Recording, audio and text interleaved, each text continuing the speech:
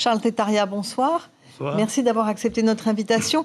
Alors, on a le sentiment, en regardant les réseaux sociaux, puis en écoutant un peu les gens dans la rue, que les Français, mais aussi les Tahitiens, sont très réticents à l'idée du vaccin. Pourquoi est-ce qu'on a peur des vaccins ? J'arrive pas non plus à comprendre pourquoi on a peur des vaccins, d'autant que, de par le passé, et surtout en Polynésie, la campagne de vaccination a permis d'éradiquer, peut-être pas complètement, mais beaucoup de maladies, à commencer par la variole. Vous savez qu'officiellement, la variole a été définie comme maladie qu'on a fait disparaître par la vaccination. Mais toutes les autres maladies ont permis d'être éradiquées. Mais ce qu'il faut savoir, c'est qu'en France, comme il y a beaucoup de gens qui ne se vaccinent pas, il y a une apparition de la rougeole. Chose qu'on n'a pas ici, puisque nous, jusqu'à présent, on espère que ça va continuer. Oui, mais justement, c'est incompréhensible, parce qu'au Samoa aussi, il y a eu la rougeole l'année dernière qui a fait de très gros dégâts. Pourquoi est-ce que les gens sont comme ça vis-à-vis des vaccins ? Moi, j'avoue que je ne peux pas comprendre non plus. Mais la mise au point était peut-être trop rapide ?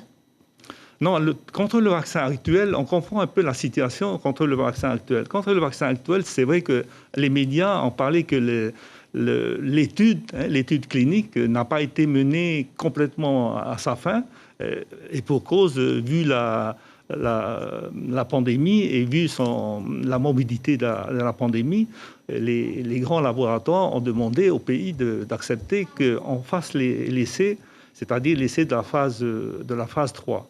Donc celui-là, il n'a pas été fait. Si, il a été fait, mais pas entièrement fini. Autrement dit, il y a une confusion entre la phase 3 cette réticence viendrait peut-être de là. Mais en attendant, là, les doses de vaccins qui vont arriver demain, on va vacciner qui ? Les carnets rouges en priorité ? Non, on va vacciner surtout les personnes de Nomatayapo, de 75 ans et plus, et puis le personnel de l'hôpital, que ce soit l'hôpital de Tahiti, les cliniques et les hôpitaux des îles. Alors après, il y a d'autres... Et les médecins libéraux également, et les infirmières. Ouais. D'accord. Alors après, il y a d'autres doses de vaccins qui vont arriver.